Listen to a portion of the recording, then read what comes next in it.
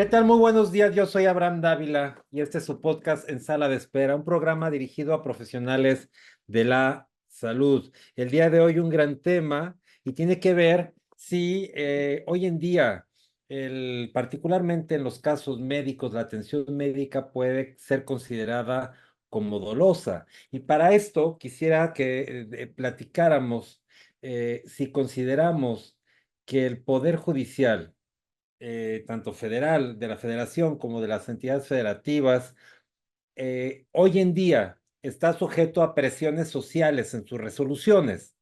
Esto es, yo quiero confirmar con cada uno de quien escucha este podcast si considera que un juez puede resolver de manera incluso fuera de legalidad cuando se siente presionado socialmente.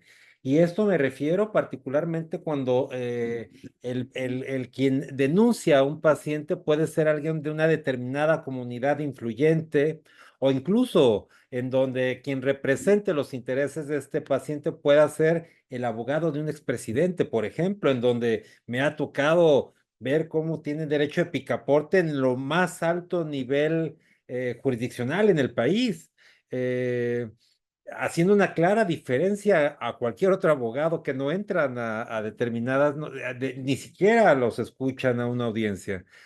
A una audiencia no judicial, sino una audiencia de alegatos de oída con el servidor público. Y máxime, ¿qué pasa? Hoy en día un profesional de la salud se sentiría cómodo o seguro de cierto de justicia cuando el familiar denunciante pueda ser familiar de un servidor público, como un fiscal o un juez, o existe esta distinción? Esto es, existe esta distinción de esas víctimas, o cuando la víctima es Juan Pérez, cuando es cualquiera. ¿Realmente funciona igual? Sin duda, los casos de atención médica no pueden ser considerados como dolosos, y cuando nos ha tocado advertir un caso de esta naturaleza en donde el fiscal lo hace así o el juez lo hace igual de igual manera, no lo hace con la víctima de a pie. Esto es con un paciente cualquiera, es alguien con quien existe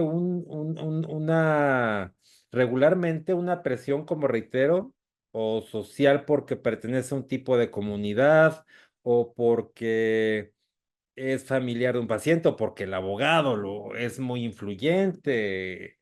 eh, y entonces es triste ver cómo este tipo de cosas ocurren cuando la justicia, como aparece, como la hemos visto representada con una mujer con ojos vendados, porque no tendría que mirar quién es una parte y quién es la otra, si es influyente o no es influyente, de quién es abogado o de quién no es abogado, sino actuar de la misma forma con el plebeyo, llama así, con cualquier persona, que con el influyente. Eso no puede darse hoy en día. Yo pregunto si como médico, a quien va dirigido este programa, pueden tener esa certeza que en caso de juzgar una actuación médica en donde el paciente tiene esta influencia, pudiera tener esa certeza.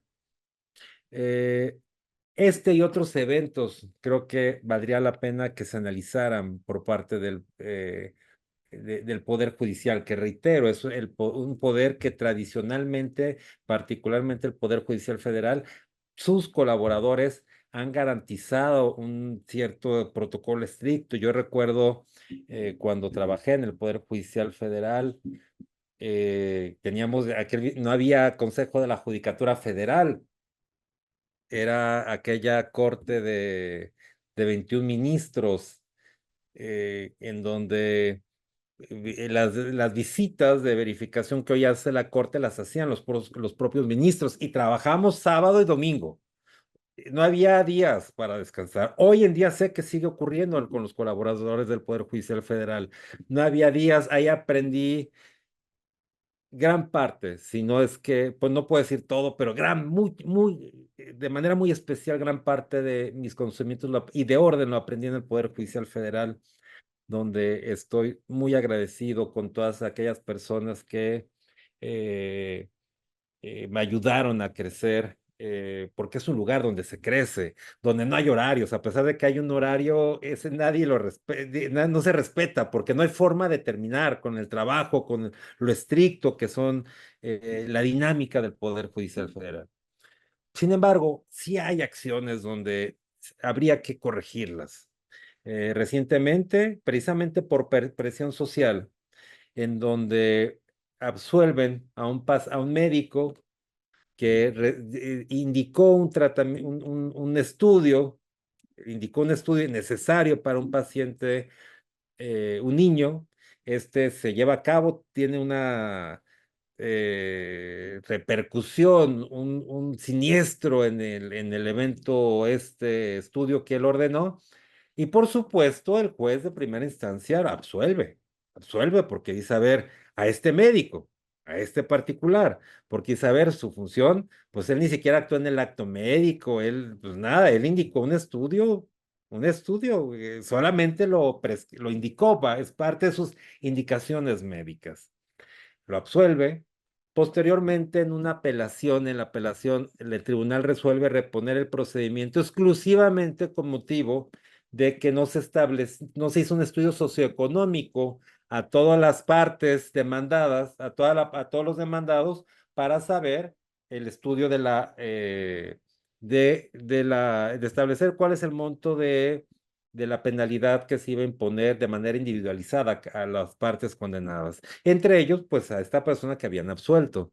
Pues no obstante, vino una presión social de este niño, claro que es un caso de impacto social, claro que duele, claro que es difícil una situación de esta naturaleza para todos, nada quisiéramos que ocurriera, pero de eso a cometer un acto ilegal injusto hay una gran diferencia. Y no obstante que la reposición fue solamente para estos efectos, después de esta presión social viene una sentencia condenatoria para este médico cuya única función fue realizar una indicación médica. Si ustedes me preguntan, ¿cómo es posible esto en el Poder Judicial? Pues sí, sí es posible porque ahí están los acontecimientos y son aquellos actos, estos, los que perjudican, por supuesto, a la imagen de un Poder Judicial que tradicionalmente habían actuado de manera correcta, y digo, y no quiero decir que no lo siga haciendo, pero este tipo de actos, claro que los ponen en duda. Y lo que pasa es que en este tipo de acontecimientos, el juez, que debe ser imparcial, así con los ojos vendados, encuentra una inclinación con quien se identifica. Y particularmente en los casos médicos, pues se identifican con el paciente porque ellos son pacientes, ellos no son médicos, pero sí son pacientes. Y claro que se identifican. Y recuerdo mucho, nunca lo voy a olvidar, en un caso también doloroso de un niño que sufre un evento adverso de salud. Y entonces, en una audiencia, recuerdo que el servidor público que nos atendía, una mujer, pero da lo mismo, mujer, hombre, pero me decía, es que imagínese, antes de la audiencia, es que imagínese si fuera mi hijo, claro que estaría molesta. Oh, bueno, pues ya, ¿para qué llevaba esa audiencia? Pues ya me había dicho su parcialidad. Luego entonces, sin explorar más, número uno, que la ciencia no es, la medicina no es una ciencia exacta, que influyen muchos variables, etcétera. Yo pregunto nuevamente si como médico que será juzgado por el Poder Judicial se siente seguro de que recibirá una sentencia justa. Sin duda, cada quien tendrá su propia opinión. Me gustaría que la dejaran la pudieran poner en el Instagram, en nuestro Instagram, aunque esta es un podcast, nuestro podcast. Sin duda, mi conclusión es, es indispensable la evaluación de los servidores públicos del Poder Judicial federal y, por supuesto, de cada entidad federativa. Eh, Estoy de acuerdo que la actuación del juez es de buena fe. Igualmente la del médico es de buena fe. Igualmente la del médico es de buena fe. Y sin embargo, hoy en día no se juzga a los jueces por actuar de mala fe, como lo están haciendo con los médicos, considerando que la atención médica es de mala fe. Y sí, indispensable la evaluación de desempeño, particularmente de imparcialidad, porque nos gustaría que a todos nos atendieran igual, que así como atienden a esa presión social, a esos abogados de expresidentes, atendieran al abogado de la calle, al que trae a lo mejor al cliente pequeño, porque eso no importa del Poder Judicial, o no debería importar, no debería importar, que a todos atendieran igual y obtendríamos un mejor poder judicial. Este es mi podcast en Sala de Espera. Yo soy Abraham Dávila, un programa dirigido a profesionales de la salud.